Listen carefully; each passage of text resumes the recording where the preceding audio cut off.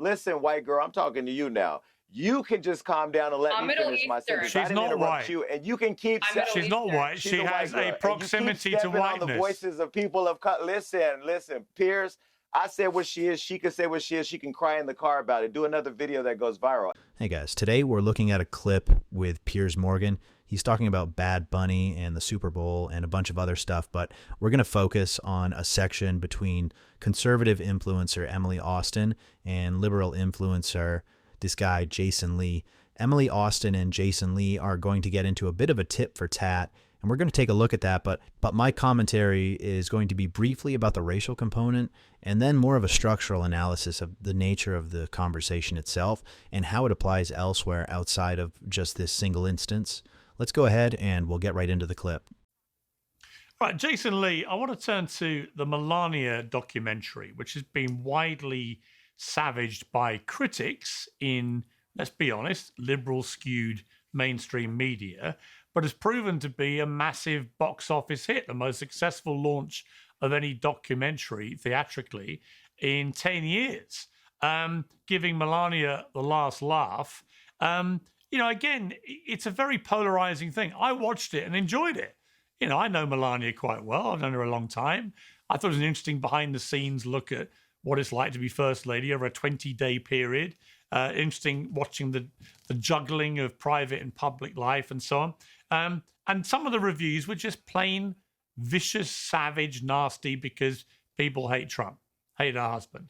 Isn't this part of the problem that we have with the media, where almost all the mainstream media reviews were savage, and yet a lot of people in middle America went and watched it and enjoyed it?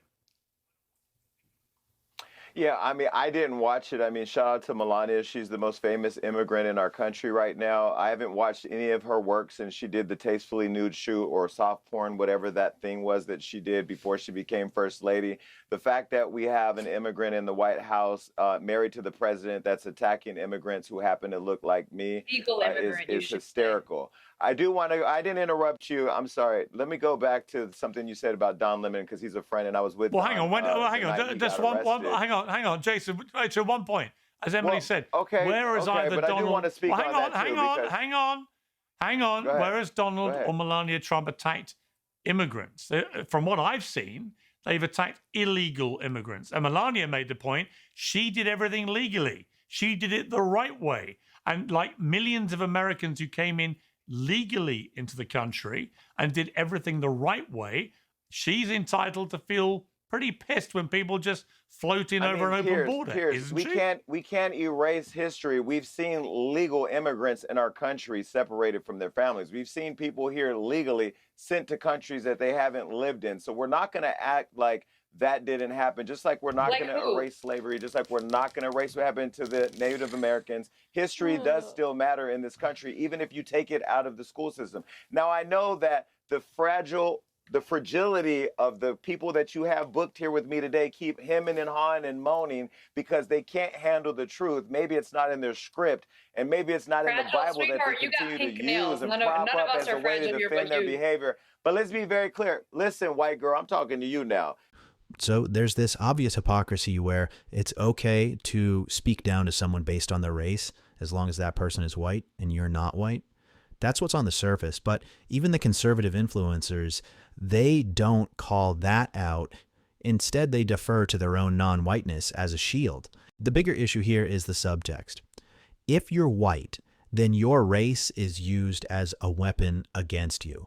Other people are allowed to criticize you because of your race, as Jason Lee just did. He pointed out that he called her a white girl as though it's a pejorative, and he used that as his rationalization to speak down to her. Now, conversely, if you are white and you talk down to anyone else or criticize them based on their race, you are attacked for that as well. So that's a double whammy. That's like both sides of the equation you're getting hit on. Number one, your own race is used against you as a cudgel.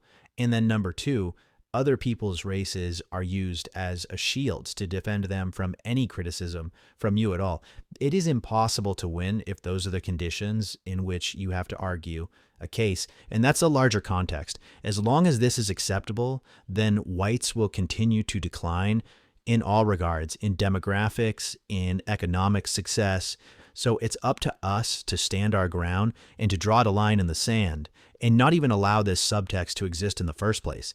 If you are weak, someone who is stronger than you will try to conquer you all the time. It kind of blindsided us because our own side, our own government, is the one who opened up the door to this attack on us. And that, of course, suggests something very uncomfortable, which is that our own government is a captured entity by a fifth column. But the surprise phase is over. We know now for a fact that it is our own government that opened up this attack vector on us as a racial group. And so we don't get the luxury of pretending that our government is some sort of good faith actor, that we can appeal to the reason and wisdom of our government as long as we vote in the right person. We know that that's not true at this point. And one more brief note about history being erased, because Jason Lee brings that up as though whites have erased the great history of all these other people.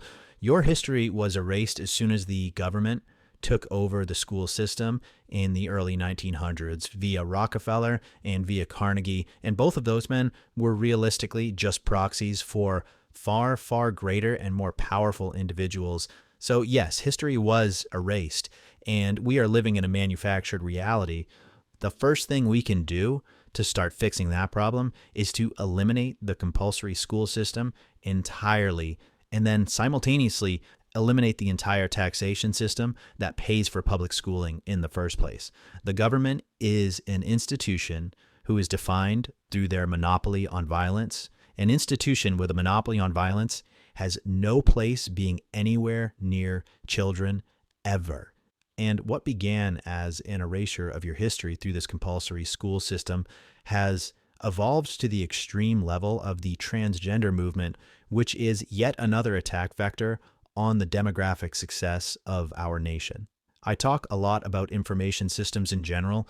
A particularly important aspect of information systems is the timing of your neurological development when you're exposed to them. Because if you're exposed to certain information at a specific age, the way your brain's developing, you can't really undo the value system that you're taught. Kudos to Jason for calling out the falsifying of history, but like any true Bolshevik, his entire perception is inverted. You can just calm down and let me finish my sentence. She's not white. You, and you can keep. She's not white. She has a proximity to whiteness. On the voices of people of color. Listen, Piers. I said what she is. She can say what she is. She can cry in the car about it. Do another video that goes viral. At the end of the day, what we're talking about in this country is a lack of compassion. When we talk about the Pledge of Allegiance, justice for all, that means all people. Bad Bunny is an American. He had to remind you that Puerto Rico is a part of the United States, even though you want to lump them in with all the illegals that climbed the gate down in Mexico. And let's be very clear, immigrants look like all of us. And so why are we only focused on black and brown? I didn't see Bad Bunny say I'm performing at the halftime show because I want a bunch of Mexicans to pull up. And I didn't hear the NFL say that. I've seen Jay-Z integrate culture, diverse culture into the Super Bowl. We saw Jennifer Lopez and Shakira make a very political statement about when they had dancers in cages at that time during their performance. Let me bring in the others. Let me bring in Emily. Emily, your response. I'm still waiting for the punchline, because you started with something and then you went to something else. I am, according to you, a white girl. I love Bad Bunny, so I'm not really sure what your point is. You keep calling people white as if it's a bad thing. You keep saying America is a place for only white people, yet you are here. With all due respect, if you're on this show, you must be slightly successful.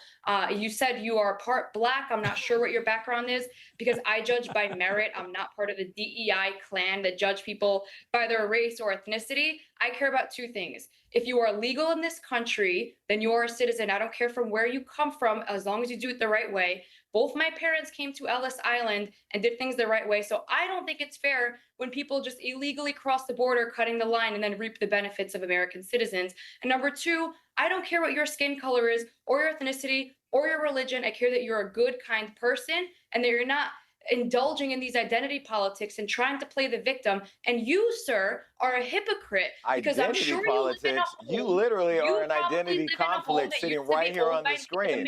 Listen, I know more of who I am than you appear to know who you are. I haven't seen your parents' paperwork. I haven't seen your parents' paperwork. How do I know that your parents came here legally? Everything that you've said on this show has been negative. Don't talk over each other. All right, I want to bring in. We're running out of divisive. Okay, period. time out. Time out. We're running out of time. I want to end with two things, one for Keith and one for Tommy. Yeah, I mean, that last minute of just cacophony of just hens pecking at each other, talking over each other the whole time, that tells you everything you need to know. It tells you what's happened to the Overton window. We've got basically 4 women arguing on screen. You got this guy, Jason Lee and Piers Morgan, who essentially just act like women, the way they approach everything. And then you have your conservative side, somehow magically is represented by 2 women. One of them says she likes Bad Bunny. Like, why are you even a conservative then? This is where the Overton window has been pushed. If you were to go back, like, I don't know, 120 years ago, the late 1800s, you would find state-level political conventions where men were arguing over industry, over money supply, over tariffs.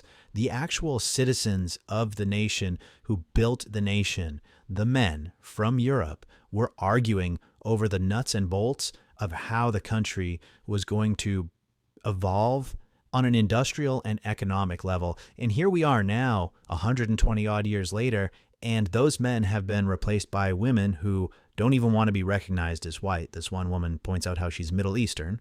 They're arguing about a singer at a sporting event, and that is what is considered relevant political discourse in this absolutely degenerated version of what our society has become. If you made it this far through the video, thanks for watching. Please consider hitting the like and subscribe buttons and sharing the video to help the channel grow. And also, you may have noted that I had a video taken down recently. Well, I opened up an account on Rumble. It is called Good Times, Great Oldies. They won't be very active for the first month. I've got to get this YouTube game up and running. But I am hoping to cover a lot of the information that I'm not allowed to talk about on YouTube over on Rumble. With any luck, I'll be doing interviews and some more deep dive historical commentary and just standalone historical deep dives on topics that would immediately get me in trouble here on this platform. So thanks again for watching and be well.